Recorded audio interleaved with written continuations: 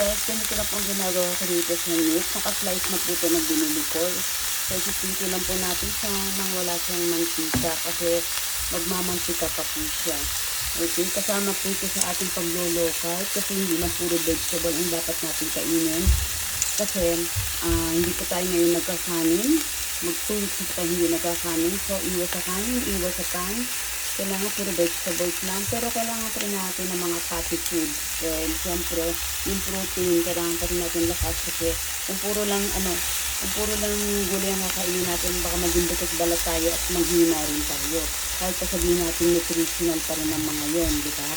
Kailangan pa rin natin ng fat. Na huwag na talaga tayong kakain ng kanin. Iwas lang pa sa kanin, okay?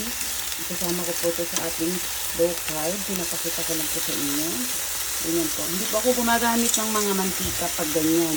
Pero pag iba po ang niluluto ko, ngayon, hindi ko na po ginagamit itong aking vegetable oil. No, pinalitan ko na po siya ng coconut oil. Ayan, bumili na po ako. Kung hindi man coconut oil, ito pong olive oil. And then, meron din tayong healthy cholesterol zero na goma abura, sesame oil. Ayan po. Yan lang tatlo ang ginagamit ko pag nagluluto ako. Ganyan. Ito, pwede po natin siya lagyan mamaya. Pag medyo maluto na siya, lagyan po natin siya ng goma, sesame oil. Tapos, lalagyan po lang po natin siya ng shokosho,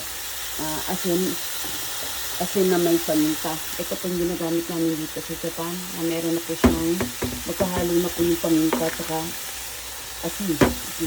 Yan. Yan ang pinaka niya. Para ka lang nagyakunito.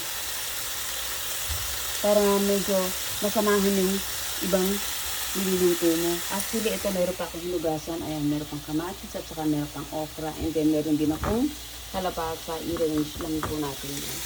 Okay, that's it for today. Bye!